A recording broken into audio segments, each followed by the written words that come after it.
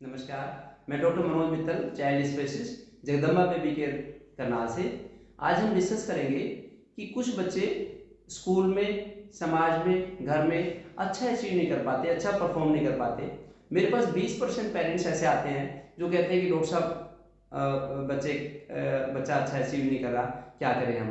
तो पेरेंट्स को कई बार लगता है कि हम बड़ा अच्छा केयर कर रहे हैं बच्चे की, बच्चे को खूब सुविधाएं प्रदान कर रहे हैं, लेकिन फिर भी बच्चे में अच्छा रिजल्ट नहीं मिल रहा हमें। लेकिन कहीं ना कहीं जब रिसर्च करते हैं तो माता पिता की ही लैकिंग्स होती हैं, जिससे कि बच्चों का भविष्य उज्जवल नहीं हो पाता।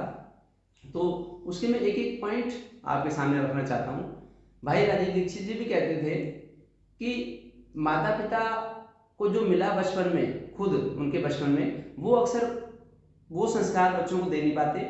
और जिन चीज़ों की माता पिता को कमी थी बचपन में, उनको बहुत ज़्यादा बढ़ चढ़ के उन भौतिक चीज़ों को देना चाहते हैं बच्चों को। तब जनरेशन गैप बहुत ज़्यादा हो जाता है और बच्चे माता पिता के अच्छे सही मैसेज को फॉलो नहीं कर पाते। तो बाकी जो भारतीय शास्त्र हैं, विदुर नीति में, चाणक्य नीति में, मनुस्मृति में, और फिर ये जो चरक संहिता है, जिनका नरेंद्र मोदी जी बहुत बार नाम लेते हैं, तो इनमें सब में शास्त्रों में आया है कि बच्चे की परवरिश का सही तरीका क्या है। तो उसके मैं पॉइंट रखता हूँ। तो शास्त्रों में आया है कि पहले 5 वर्ष में बच्चे की बड़ी ही अच्छी टेंडर केयर करनी चाहिए, हमें प्रोटेक्टिव केयर करनी चाहिए पहले 5 वर्षों में, क्योंकि उस समय फिजिकल बॉडी का डेवलपमेंट शुरू हो रहा होता है, फिजिकल माइलस्टोन रखे जाते हैं बच्चे के। तो उसके अन्नमय कोश का निर्माण हो रहा होता है, तो उस समय बड़ा ध्यान रखें बच्चे का। फिर 6 वर्ष से लेके 15 वर्ष की उम्र में, 11 वर्ष 15 वर्ष की उम्र में प्राणमय कोश, मनोमय कोश का निर्माण होता है। उसमें बच्चे को उसको समझाएं, उसकी देख रेख करें, और उसको गलत चीज़ पे टोके भी, अच्छी चीज़ के लिए प्रमोट भी करें, प्रेज भी करें। तो इस प्रकार से उसका अच्छा विकास हो सकता है। फिर 16 वर्ष की उम्र के बाद, 21 वर्ष का हो गया, बच्चा बड़ा हो गया, तो ऐसी कंडीशन में बच्चे को एक फ्रेंड की तरह से समझे, एक भाई की तरह से समझे, तब बच्चे का अच्छा विकास हो सकता है, तब उसकी अच्छी प्रतिभाएं निखर के आ सकती हैं। तो बच्चे की उम्र के हिसाब से हमें उसको अलग अलग तरीके से पेश आना पड़ेगा बच्चे के साथ। ये बचपन में जितना हम ये चीज़ शुरू कर ले, इसको समझ ले, तो बड़ा अच्छा रहेगा। तो बच्चे में फिसड्डी होने के लक्षण है या नहीं है, उसका कैसे हमें समाधान करना, पहले हमें लक्षणों को समझना होगा कि पुअर अचीवर्स में और एक अच्छे स्कोरिंग वाले बच्चों में क्या डिफरेंस होता है। तो इसका मैं एक एक पॉइंट आपके सामने रखता हूँ।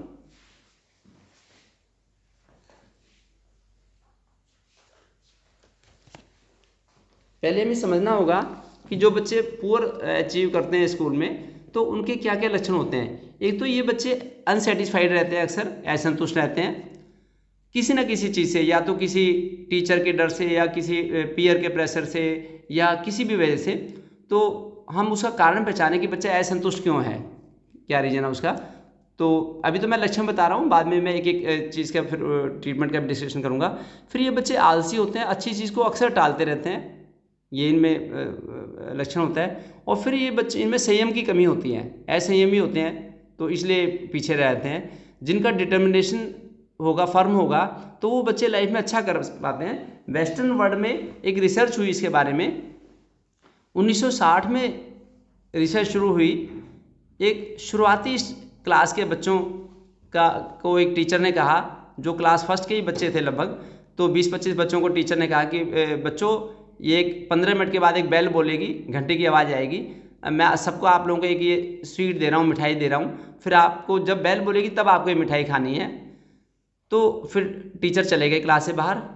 तो फिर ये देखा गया कि कुछ बच्चों ने वो जो स्वीट थी 3-4 मिनट के बाद खा ली, कुछ बच्चों ने 7-8 मिनट के बाद, 10 मिनट के बाद खाई, और कुछ गिने चुने बच्चे ऐसे बचे जिन्होंने 15 मिनट तक वो स्वीट नहीं खाई।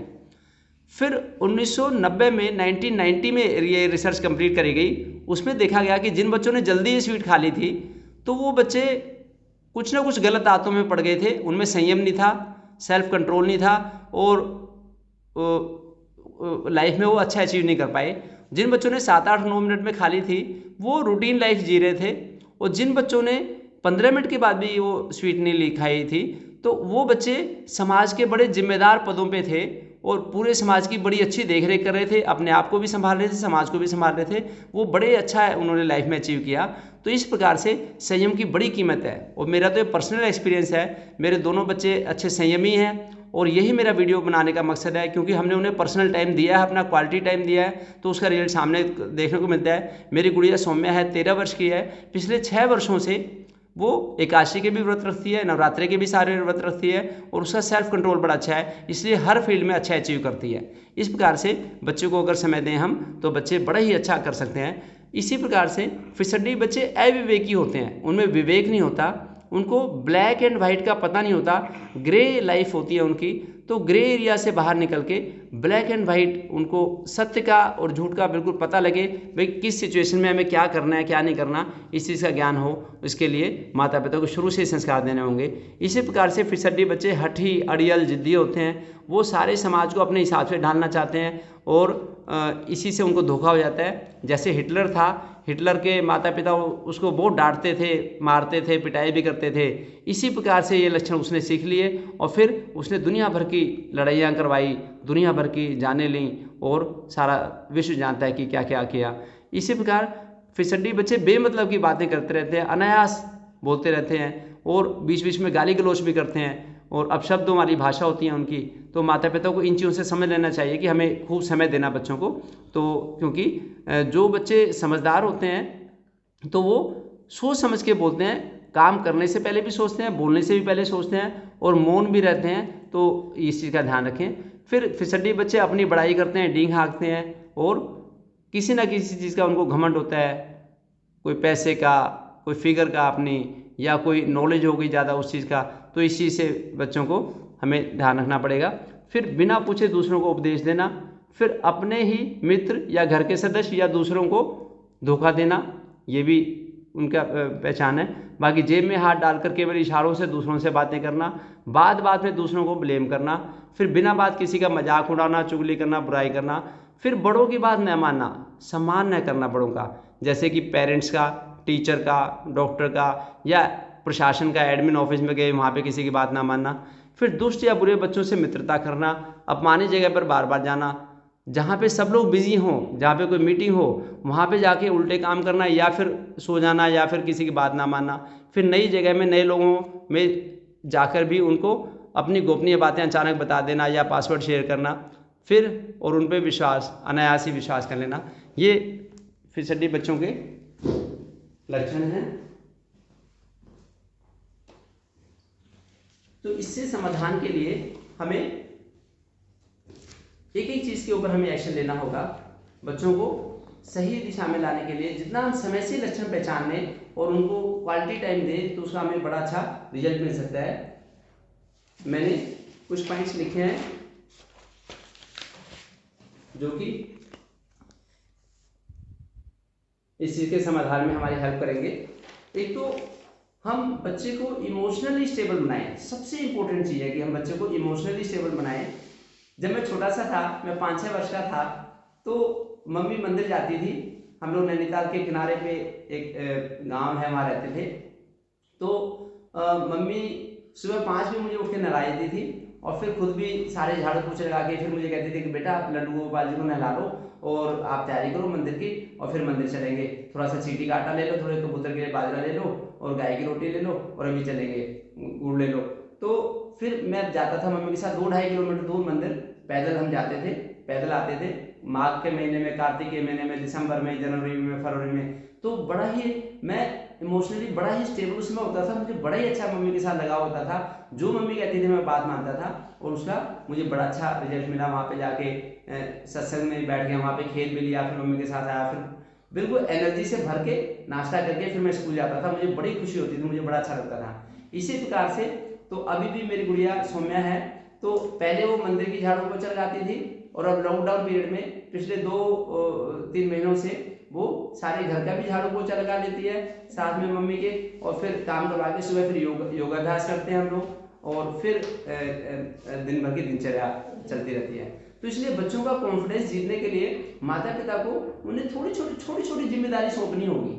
तो खाली उसको एक खिलौना समझ के खाली उसकी तोतली भाषा का मजाक उड़ा उड़ा के बच्चे को एकदम ही इस तरह से समझना ये अच्छी बात नहीं है। बचपन से ही हम उसको थोड़ी थोड़ी जिम्मेदारी देके चले, थोड़ा प्यार देके चले, इमोशनली उसको समय दें, स्टेबल बनाएं, उससे बच्चे में बड़ा ही अच्छा एक अच्छे व्यक्तित्व का विकास हो सकता है, उसे बड़ा उसे लाभ मिल सकता है।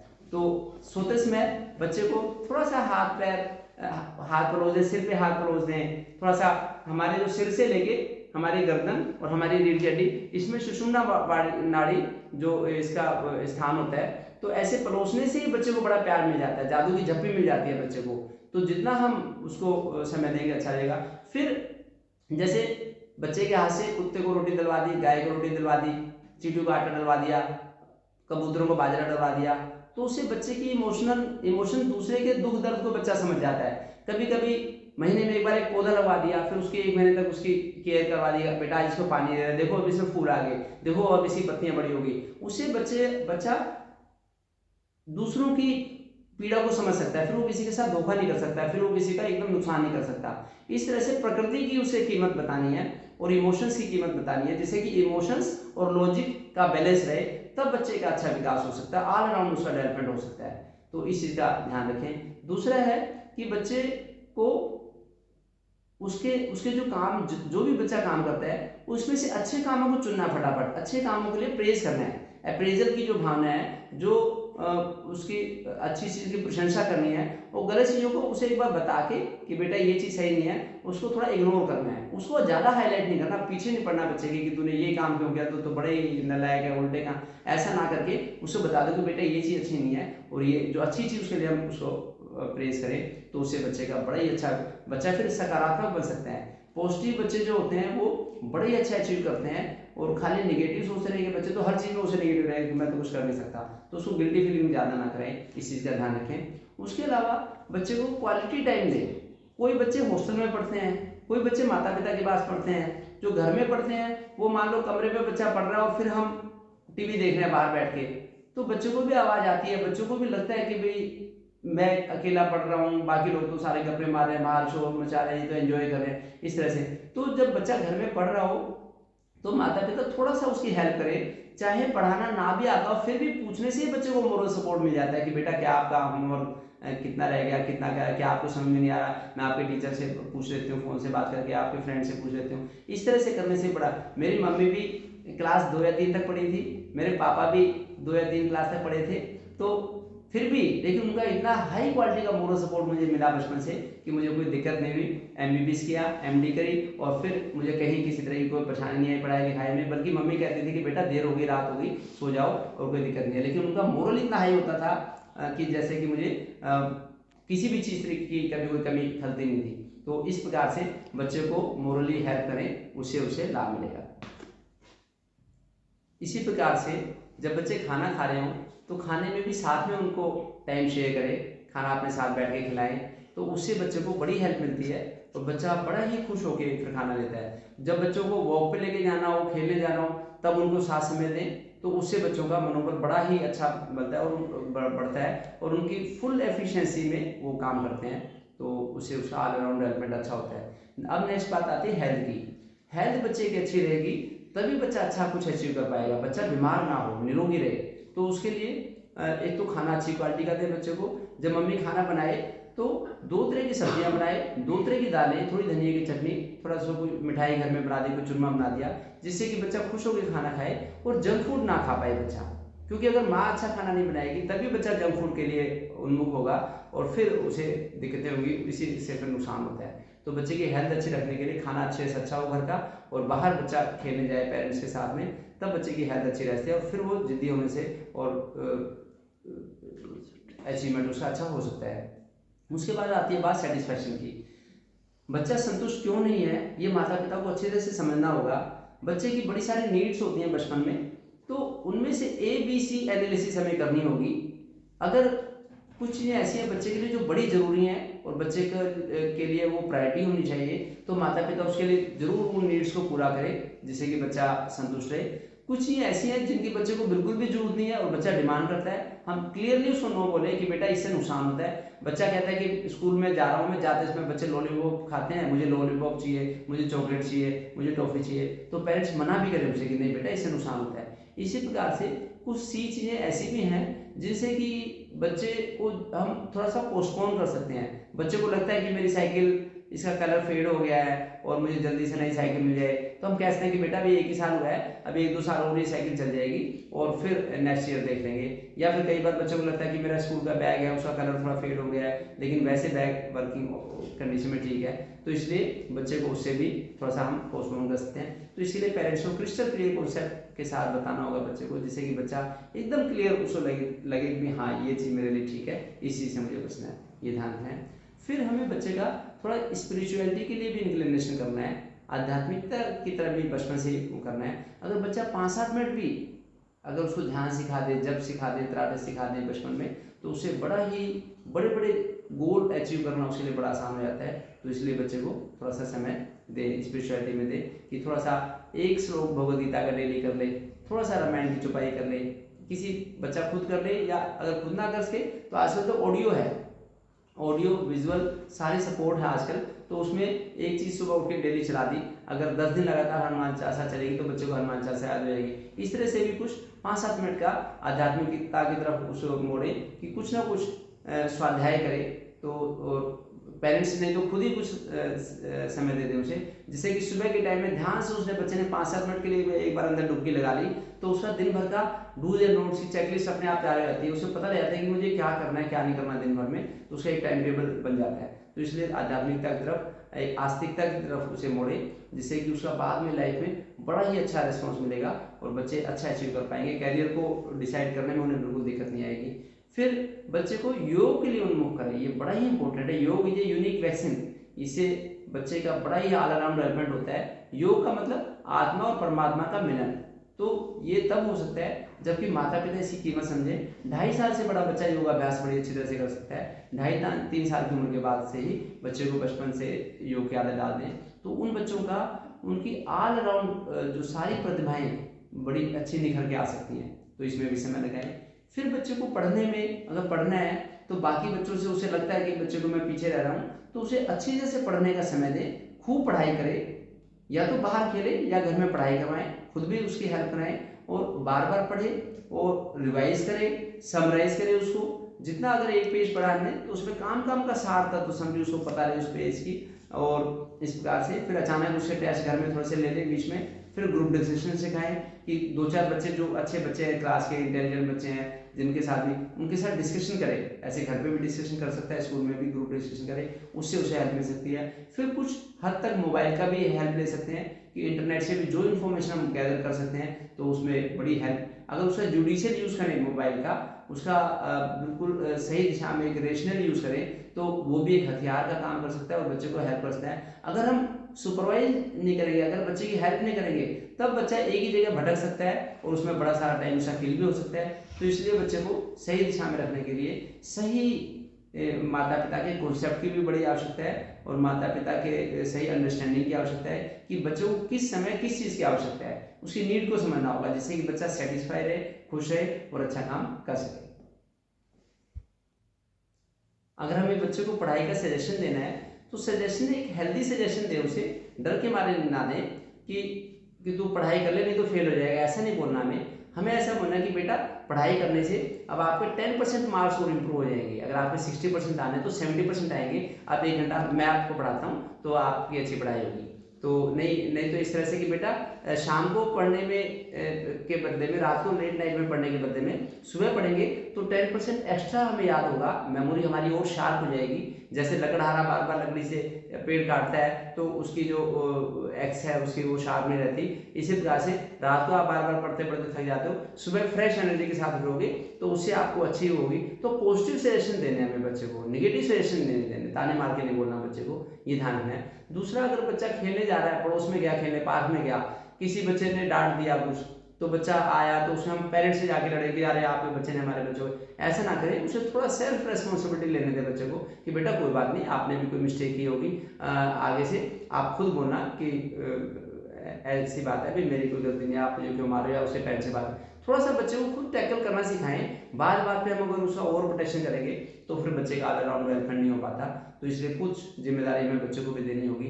बाकी जो बच्चे का भोजन है उसमें कुछ ना कुछ जड़ी बूटियों की भी हम हेल्प ले सकते हैं, जिससे कि उसका अच्छा ऑल अराउंड डेवलपमेंट हो, ब्रेन का भी अच्छा डेवलपमेंट हो। जैसे आयुर्वेदिक चिकित्सक से सलाह लेके ब्राह्मी, शंखपुष्पी, जटामासी, इनका हेल्प ले सकते हैं। फिर मगज जो होते हैं, कद्दू के बीज या तरबूज खरबूज के बीज, इस तरह के इन चीज़ों से भी हम, खीरे ककड़ी के बीज, ये भी भोजन में इनका समावेश कर लें। अच्छा भोजन हो और जंक फूड बिल्कुल भी ना हो।